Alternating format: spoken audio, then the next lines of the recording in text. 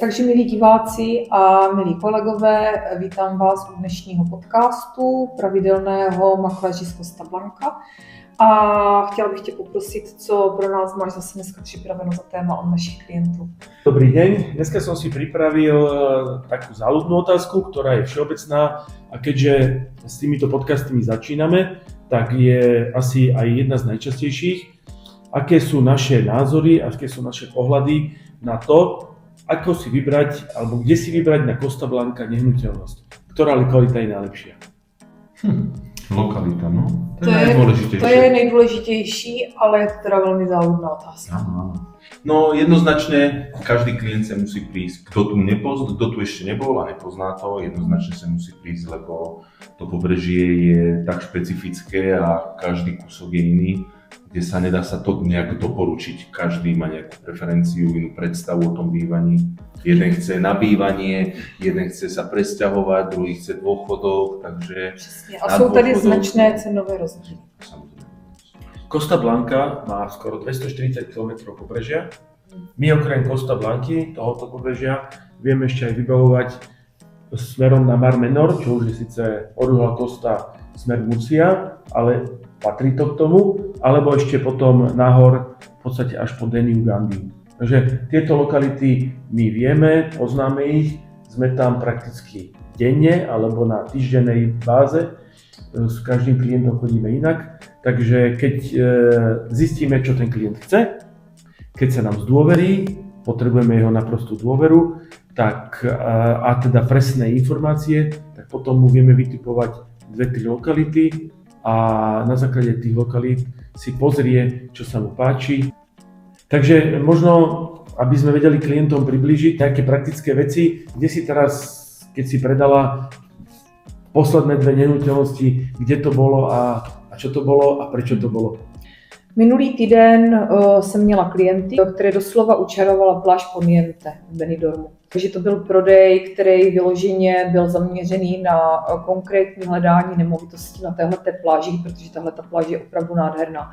Je nutné podotknout, že nemovitosti v Benidormu a konkrétně na Playa Poniente jsou teda už jakoby dražší kategorie. Ale zasa majú podstatne viac výhod.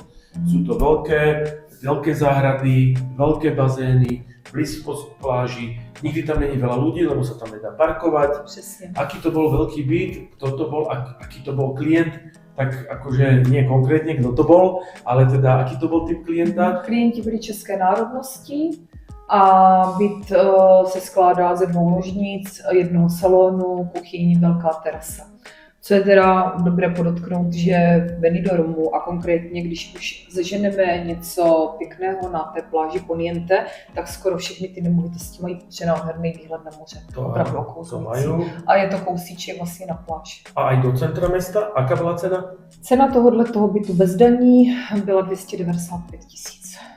Klienti už tam bývajú? Vlastně v piatok dostali klíče. Dostali klíče, ale ještě si budou dělat nějaké malinké úpravy, není teda třeba, protože by byl v relativně velmi dobrém stavu, ale chtějí tam nějaké úpravy a potom tam budou na léto trávit čas.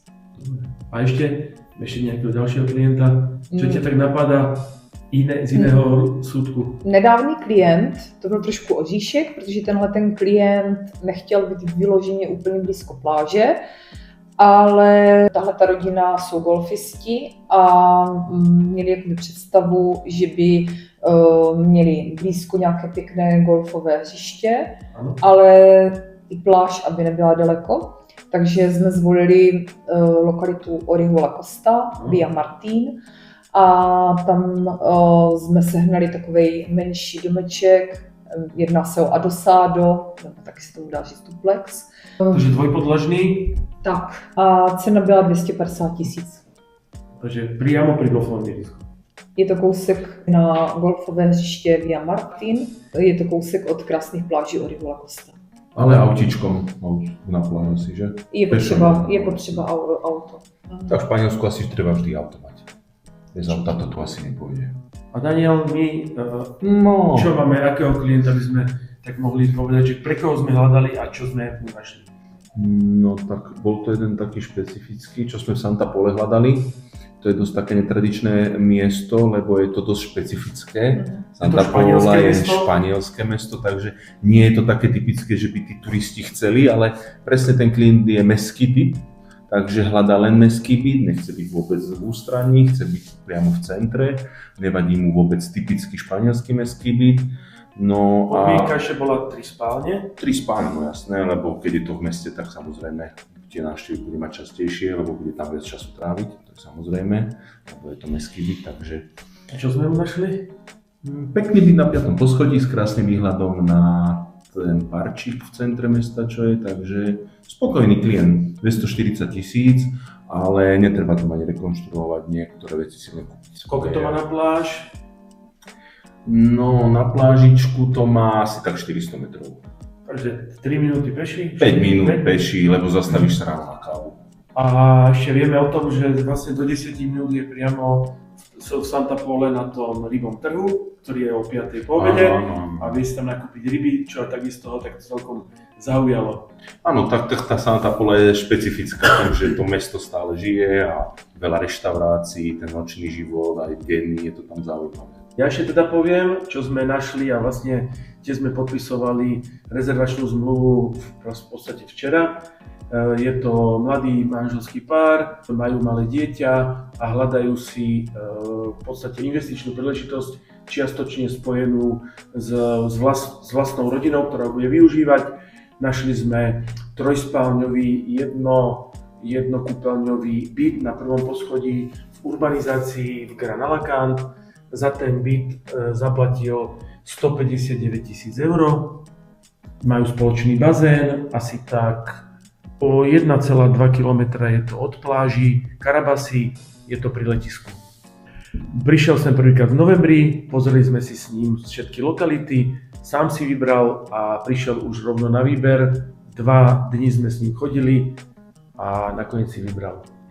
No a ešte by som podotkol, tento týždeň bol zaujímavý, lebo sme hľadali aj drahé nehnuteľnosti. Hľadali sme pre jedného klienta do 1 000 000 eur dom a nenašli sme aj kopec pekných nehnuteľností od Alicante smerom na Benidorm. Nie sú tam tie typické pláže, kde sa dá kúpať, že sú to dlhé pláže. Sú tam vždy pláže, kde sa dá okúpať, ale nie je to nejaké turistické, takže to bolo dosť zaujímavé, to bolo pekné. Takže tie aj drahé nehnuteľnosti sú veľmi zaujímavé.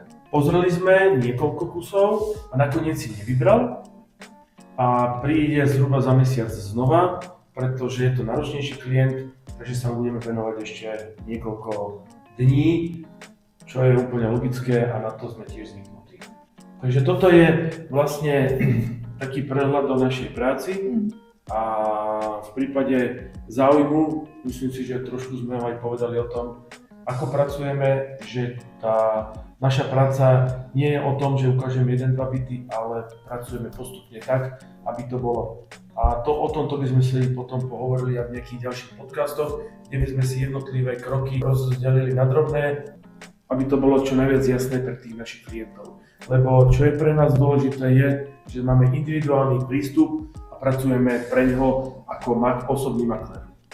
Takže vždy mu hľadáme presne to, čo on potrebuje a hľadá. Nie to, čo my chceme predať, alebo trh chce predať, ale presne to, čo on chce kúpiť. A to je strašně důležité. Takže děkuji vám za účast a naše klienty bych chtěla poprosit, zda mají na nás nějaké otázky, aby nám je zaslali na jeden z uvedených e-mailů a budeme se snažit vám na ně zase v příštím díle odpovědět. Ďakujeme, hasta luego. Majte sa.